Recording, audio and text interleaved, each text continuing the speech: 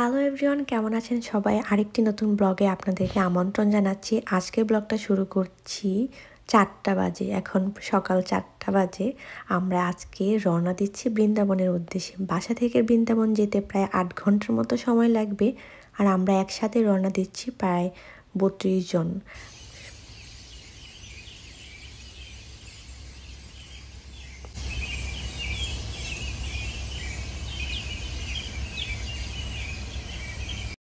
যেহেতু আমরা একসাথে অনেকগুলো মানুষ যাচ্ছি, তাই ভাবলাম যে যাওয়ার পথে 2টা স্টপ দিব। এখন 3-4 ঘন্টা চালিয়ে সকালে ব্রেকফাস্টের জন্য একটা স্টপ দিব, তারপর লাঞ্চের জন্য আরেকটা স্টপ দিব।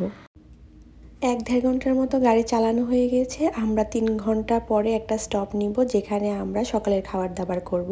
সবাইকে অ্যাড্রেস দেওয়া হয়েছে। সবাই ডেস্টিনেশনে এসে আমরা সবাই একসাথে বসে ব্রেকফাস্ট করব। অনেকটা পিকনিকের মতো লাগছে। অনেক প্ল্যান করে একটা পার্ক বের করা হয়েছে হ্যারিসবার্গের দিকে, যেটা আমাদের বাসা থেকে প্রায় 3.5 ঘন্টার মতো দূরে ছিল।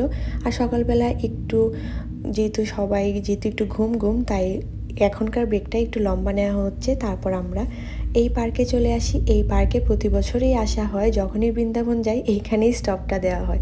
তারপর সবাই এখানে বসে ব্রেকফাস্ট করে। শুরুতেই চা ছিল, আর ব্রেকফাস্টের জিনিসপত্রগুলো বাসা থেকে সবাই আমরা নিয়ে এসেছিলাম।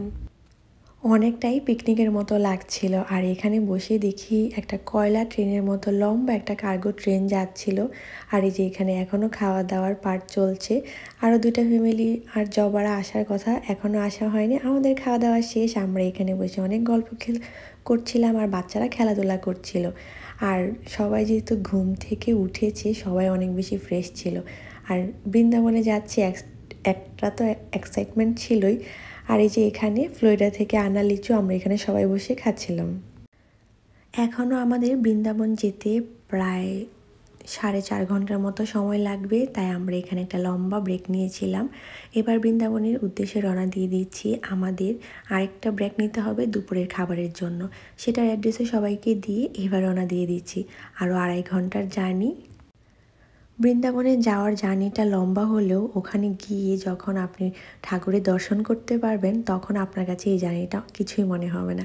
তো এরকমও আমাদের আজকের এই 8 ঘন্টা আমাদের প্রায় 12 ঘন্টার মতো সময় লাগছে। তবুও অপেক্ষা করছি যে বৃন্দাবন কখন যাব, কখন গিয়ে ঠাকুর দর্শন করব।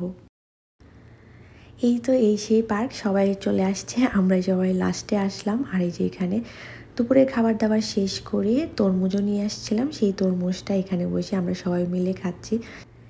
এই পার্ক থেকে মন্দিরে যেতে প্রায় 1 ঘন্টার মতো সময় লাগবে। 50 মিনিট দেখাচ্ছিল। আর মন্দিরে যাওয়ার রাস্তাটা অনেক বেশি সরু ছিল, একটু সময় বেশি লাগে, অনেক সাবধানে গাড়িটা চালাতে হয়। এবার সবগুলো গাড়ি একসাথে যাবে।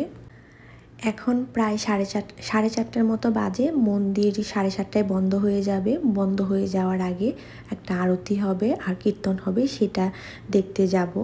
আর এই যে মন্দিরে যাওয়ার পথটা এতটাই সরু থাকে আর 2 দিক দিয়ে সবুজ, দেখতে এত সুন্দর লাগছিল।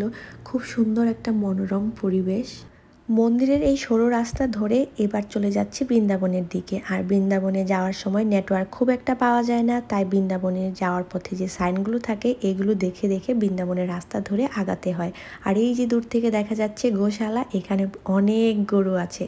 এখন আর এখানে দাঁড়াবো না, এখন চেকিং করতে হবে। চেকিংয়ের জন্য ওয়েলকাম সেন্টারের সামনে এসে দাঁড়িয়েছি। এখান থেকে ঘরের চাবি নিয়ে চলে যাব কেবিনে। এইবারের কেবিনটা আমাদের মন্দির থেকে বেশ কাছাকাছিই ছিল। আর বাচ্চাগুলো এত বেশি আনন্দ করছিল রুমে গিয়ে, গাড়িতে এতক্ষণ থাকতে থাকতে ওগুলো পাগল হয়ে যাচ্ছিল আর অনেক বেশি ডিস্টার্বও করছিল। রুমে এসে সব বাচ্চারাই বেশ খুশি ছিল। গতবার যে বৃন্দাবনে এসেছিলাম সেটার কেবিন নাম্বার ছিল 3, তবে ওই কেবিনটা একটু বেশি ছোট মনে হয়েছিল। এবারে কেবিনটা একটু বেশিই বড় আমাদের জন্য। এখানে বড় একটা কিচেন ছিল, তবে কিচেনে কোনো হাঁড়ি পাতিল ছিল না। যারা বৃন্দাবনে এসে রান্নাবান্না করে খেতে চান তারা সাথে করে হাঁড়ি পাতিল নিয়ে আসবেন। আর এই যে আমি এখন চলে যাচ্ছি উপরে 2টা রুম পাশাপাশি ছিল, বেশি কিছু ছিল না। একটা বেড ছিল, টেবিল ছিল। আর এই যে এখন দরজা খুলে প্রথম বেডরুমে চলে যাচ্ছি। এই যে একটা বেড, একটা সাইড টেবিল ছিল, আর এখানে একটা বড় উইন্ডো ছিল। এইবারে কেবিনটা সত্যি অনেক বেশি বড় মনে হচ্ছিল। আর রাতে ঘুমার কতক্ষণ হবে, এতগুলো লোক বাইরে আড্ডা দিব, গল্প করব, মন্দিরে বেশিটা সময় থাকা হবে, শুধু রাতে এসে একটু ঘুমানো হবে। আর এটা হলো আরেকটা রুম। এই রুমটাও বেশ বড় ছিল। এই রুমেও সেম জিনিস ছিল, একটা বেড ছিল আর একটা সাইড টেবিল ছিল। আর উপর থেকে এরকম খোলা একটা ভিউ দেখা যায়। ও হ্যাঁ, নিচের রুমটা দেখানোর বাকি আছে। নিচের রুমেও সেম জিনিস ছিল, তবে নিচের রুমে একটু আলো বেশি ছিল উপরের রুমের থেকে। এখন সবাই ফ্রেশ হয়ে স্নান শেষ করে চলে যাব মন্দিরের দিকে। এই যে আজকে মন্দিরে ঠাকুরের লুকটা এরকম ছিল। ঠাকুর দর্শন করার পর এই যে সারাদিনের জার্নিটা আর গায়েই লাগছে না, এত বেশি ভালো লাগছিল। আর এই যে উনি একমাত্র ব্যক্তি যে এত ঘন্টা জার্নি করেও কোনো টায়ার্ড নেই, কোনো ঘুম নেই, পুরো সময়টা বেশ অ্যাক্টিভ ছিল। আজকে মন্দিরটা বেশ ফাঁকাই মনে হচ্ছে, আর উইকডেগুলোতে মন্দির একটু ফাঁকাই থাকে। শনিবার রবিবার ধরে লোকজন খুব আসে। আর এই যে অন্য পাশে গীতা পাঠ করা হচ্ছিল, গীতা পাঠটা শেষ হলেই মন্দিরের আরতি শুরু হয়ে যাবে। There is one memory that stands out in my mind. One day when I was given treatments, he had been lying down for a whole week. He sat up halfway into the treatment and asked for tilak. I took the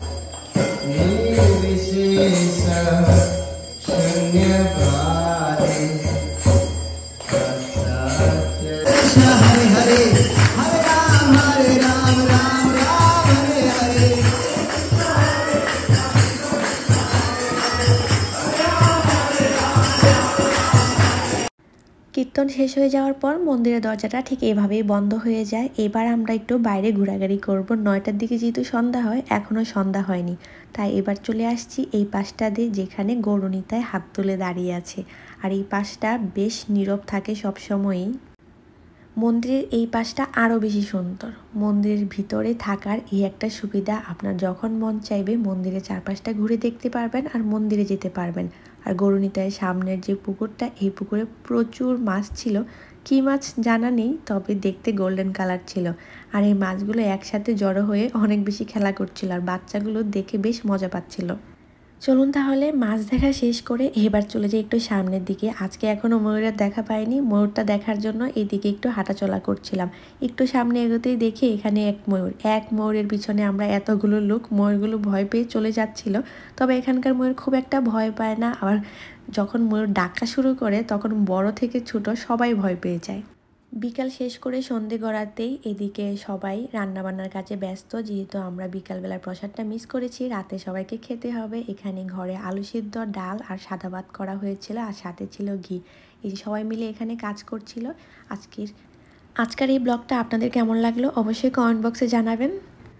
আজকের ব্লগটাকে এখানেই শেষ করছি। সবার খাবার দাবার শেষ হওয়ার পর আমরা যে যার ঘরে ঘুমিয়ে পড়ি, কারণ সকাল 5টায় উঠতে হবে মঙ্গল আরতির জন্য।